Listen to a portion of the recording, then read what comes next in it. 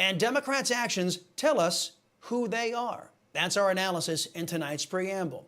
If folks listen, Democrats, through their words and actions, they're going to tell you who they are and what they are and their values. The only reason why more people don't know the threat posed by Democrats is because of the corruption of the biased press and, of course, the aforementioned timidity of the Republican Party.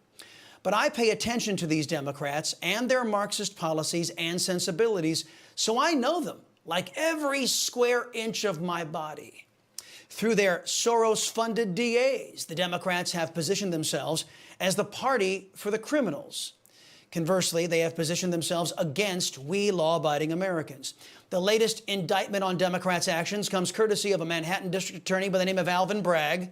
After one of the Democrats' thugs was caught on tape attacking a store clerk who worked at what Jill Biden calls a bogota, the store clerk killed the thug in self-defense.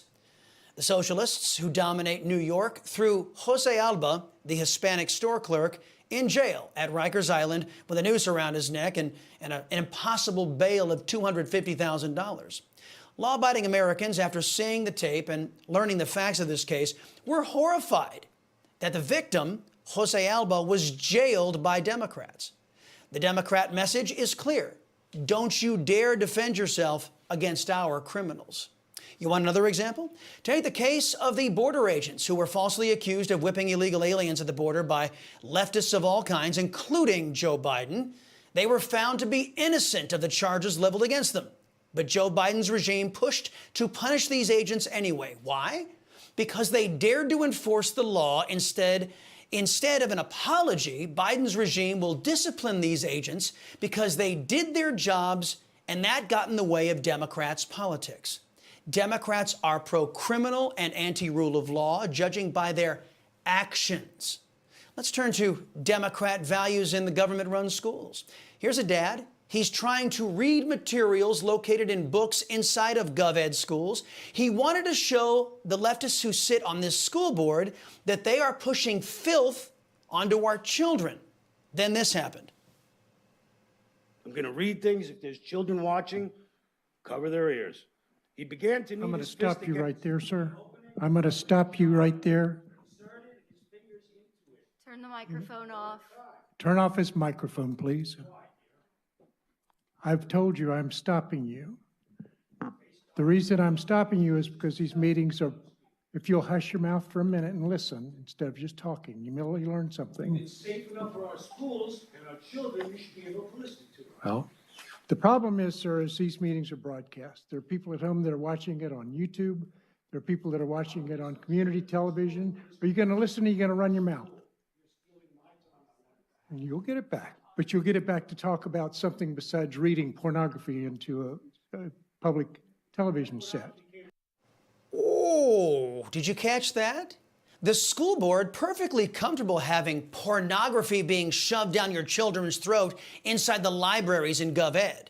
What they can't handle is having their actions broadcast to the world. This cancerous infection of Democrats dominating GovEd goes far beyond one school district in Florida. Democrats are pulling this kind of garbage all over America. This is who they are. They're also anti-science. Under Dr. Fauci and past presidents, the USA funded the World Health Organization, and China ran it to suit their political needs. President Trump put a stop to all that, but then came Joe Biden. He committed your tax dollars to a communist-run WHO, and this corrupt organization has declared officially that despite the genetic facts, sex is not limited to male and female. Everything is subordinate to these left-wingers and their political needs, even science. It's the mantra of Marxists and America's Democrat Party. And that leads us to Jill Biden. She's been the subject of well-deserved mockery, as you know. You can see that on that internet meme that's up on your screen right now. Joe Biden's blushing bride, who isn't highly regarded by Joe Biden's druggy son, she went on down to Texas and defined we Latinos as breakfast tacos. Even committed left-wingers said her statements were vacuous, unbecoming, and even racist. For those of you who missed her comments, watch.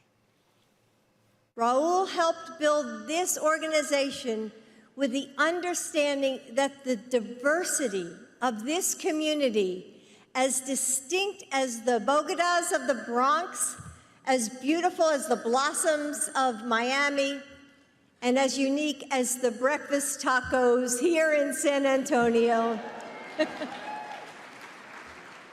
is your strength. Is your strength, Yeah, as we said yesterday, the lazy leftists who run Biden's White House are so incompetent. They can't even pander well or with any semblance of intellect. But Jill Biden's comments were revealing in many other ways. Those who know the history of the Democrat Party know it's steeped in racism. In fact, Democrats are well-practiced dividers. They specialize in creating strife and division so they can achieve political victories, even if it costs us our national unity.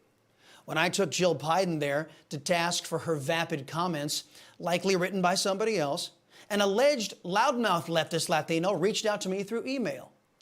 Anthony wrote this: Chris, please don't speak for Latinos. I'm sure you're familiar with the word rhino. Well, you fit the word coconut. First, I wasn't speaking for all Latinos, just me, though a majority agree with me. Secondly, one Salcedo Show axiom states that leftists often project qualities onto others that they themselves have in abundance. This left-winger was upset that I wasn't going to let his left-wing worldview define all Hispanics. Plus, we can get an indication of this person's level of intelligence by how he misspelled the contraction for "you are." But let me deal with this comment about me being a coconut. For those of you who don't know, this is a slander leveled by leftists against we liberty-loving Latinos.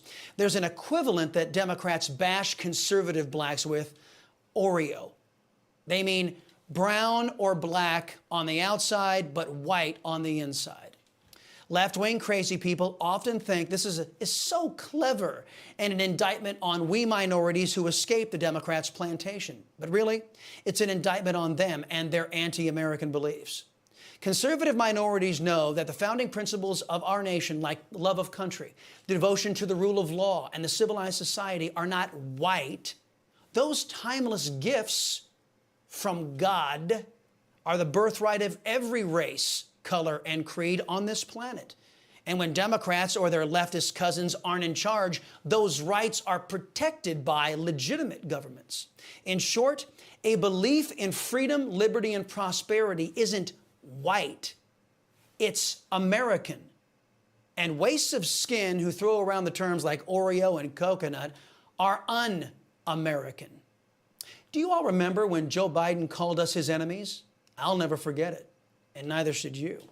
These Democrats are telling us who they are and how dangerous they are to the civilized society. We should know and understand them well so we can defeat them, because like all enemies of mankind, they deserve to be defeated.